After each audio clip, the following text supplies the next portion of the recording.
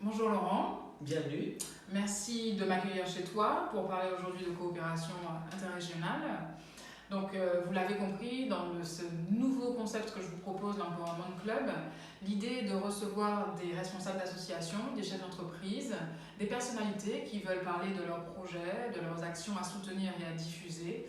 Et je suis ravie, même très honorée de recevoir Laurent Cypria pour ce premier numéro, Je puisque suis ravi aussi. l'idée, c'est de faire la différence, de bouger des lignes et surtout les frontières. Et pour ce thème de coopération régionale, je vais laisser Laurent se présenter. Alors dis-nous Laurent, que fais-tu et au travers de quelles actions? Alors, je suis le président du LAD, ce qui est un grand honneur pour moi. C'est une association qui a été fondée en 2014 et qui a vocation à être un think tank et une plateforme de projet en fait pour les jeunes Martiniquais qui souhaitent développer des projets au travers de cette association.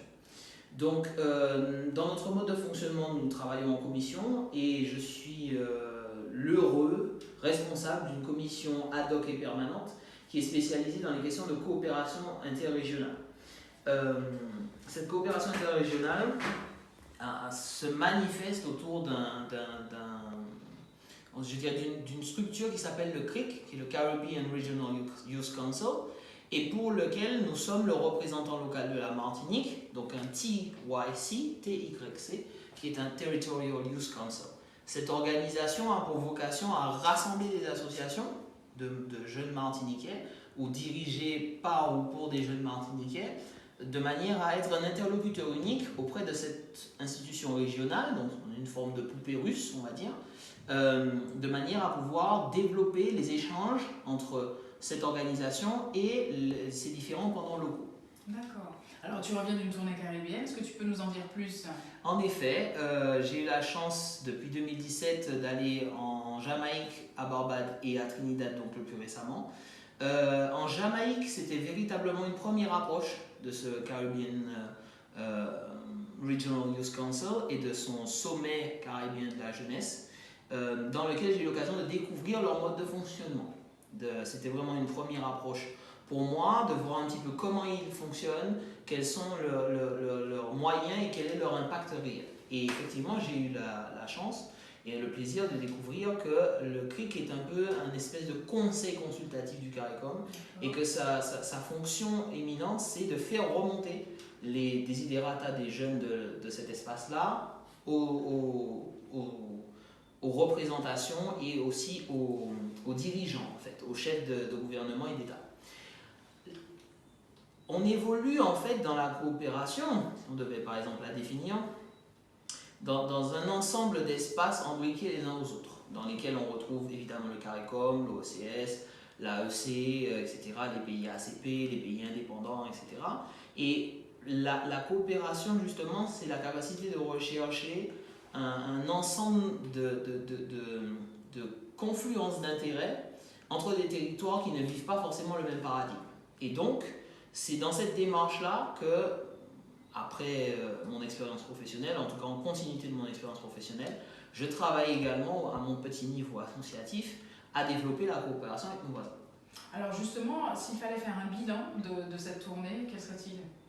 Le bilan de cette tournée, donc la Jamaïque, la Barbade et Trinidad la dernière, c'est un système efficace en fait.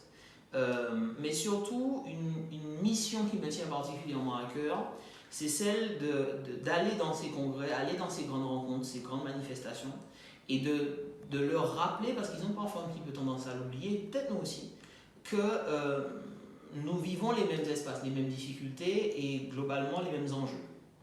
Seulement, par un réflexe, je dirais, conditionné de leur modèle géopolitique, ils ont tendance à se référer au CARICOM, au Commonwealth ou aux Nations Unies.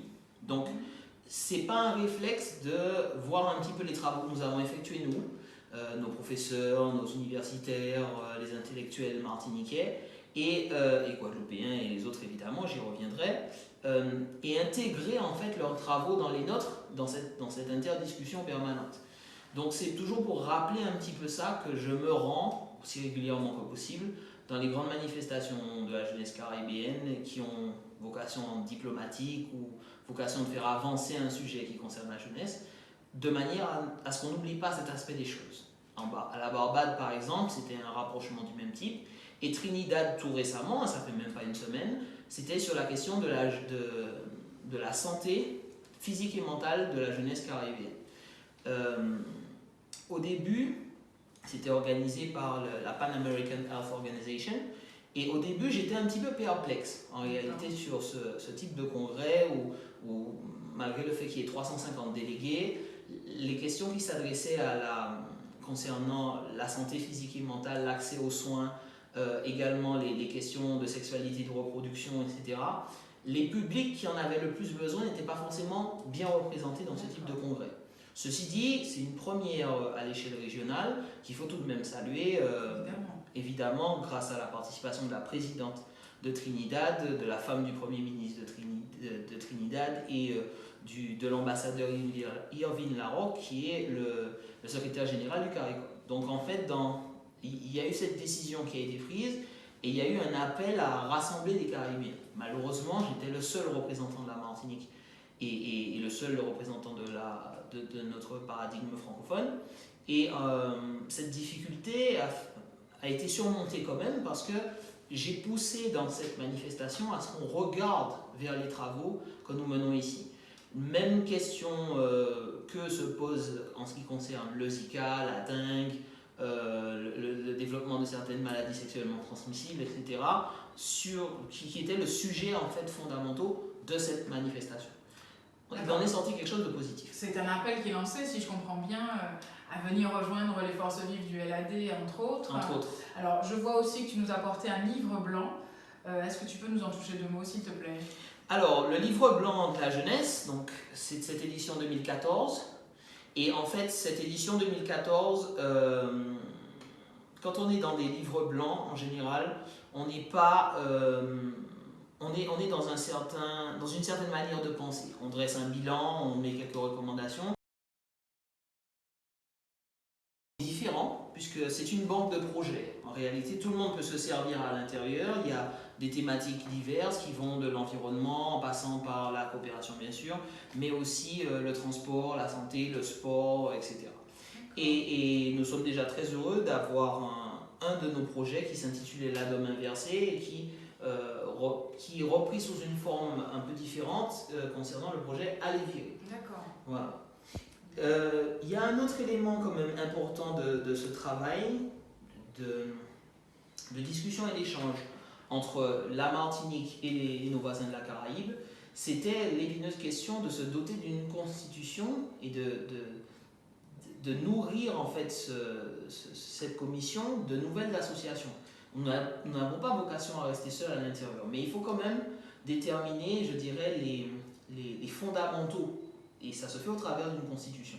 Donc le travail de spécialiste qui devait être fait, c'est de partir, moi je suis parti du modèle jamaïcain, et donc de le traduire en français, mais ensuite de le traduire dans notre réalité concrète, de manière à ce que nous puissions fonctionner normalement et avec le CRIC et avec nos institutions locales en Martinique. Donc c'est ce travail-là qui pratiquement aboutit aujourd'hui, que nous allons proposer à nos partenaires prochainement et que nous allons également présenter de manière définitive à l'événement qui se déroule le mois prochain encore à Trinidad. D'accord, et je crois savoir qu'il y a un beau cantage qui viendra par la suite. Exact. Donc le beau cantage, c'est un projet qui a toujours été dans l'ADN du LAD, c'est-à-dire un espace dans lequel les jeunes, dans un débat citoyen, s'approprient la question politique quand il y a des enjeux importants. Les prochains enjeux sont évidemment les élections municipales, naturellement. Et dans ce que nous avons déjà entendu de ce qui se met en place dans ces élections, je crains malheureusement que la question de la jeunesse ne soit pas véritablement au centre. Et quand je dis la jeunesse, je ne veux pas parler d'un espace indéfini ou d'un groupe de personnes indéfinies. Je parle vraiment des jeunes martiniquais qui veulent s'engager dans leur espace, s'y développer, s'y sentir bien et se projeter. Donc, nous avons, avec nos partenaires en 2014, fait la même chose pour la CTM. Ce sera simplement une forme légèrement différente pour les municipales, mais nous avons toujours été au cœur de la question politique et nous nous sommes toujours assuré de bien vouloir, de pouvoir en tout cas changer le paradigme à ce niveau-là, de manière absolument non partisane, mais de manière centrale. Alors, est-ce un appel au rassemblement? Clairement, le rassemblement premièrement des membres ou des personnes qui seraient intéressées par rejoindre l'organisation et l'association, mais également à tous les jeunes Martiniquais qui veulent développer des projets. Cette plateforme est faite pour eux et c'est un espace de réflexion qui est ouvert à toutes sortes de thématiques. Alors, quelles sont les coordonnées auxquelles on peut te joindre? Donc, le LAD est joignable donc, sur une adresse email, c'est lad.présidence@gmail.com. Et nous sommes également sur Facebook et YouTube, prochainement sur Instagram. Très bien. As-tu une chose à rajouter avant de conclure? Oui, j'aurais une chose à rajouter, c'est que dans cette dynamique, on est parfois un petit peu seul. On se sent un petit peu seul sur 350 délégués ou dans des grands congrès. Je cherche avec difficulté des confrères ou des amis guadeloupéens, Saint-Martinois, Guyanais, etc. Et c'est vrai qu'il y a nécessité, je pense, dans cet espace qui est le nôtre, qui est totalement indépendant des aléas politiques, d'avoir une grande fédération francophone. En tout cas, dans laquelle on va pouvoir travailler tous ensemble à exprimer, à faire remonter nos différents besoins.